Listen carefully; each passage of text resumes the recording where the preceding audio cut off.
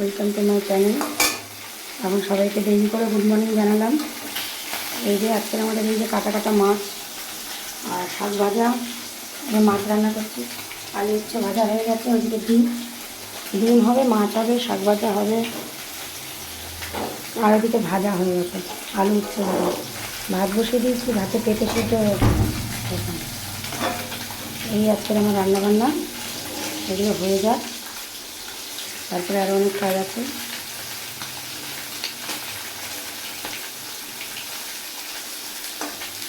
পরে আবার কথা হবে। সবাই খুব ভালো থাকবেন।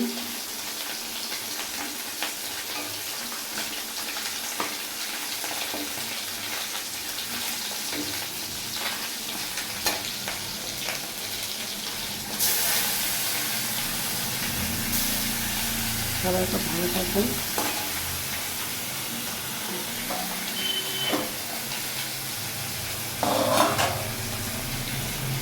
বাই।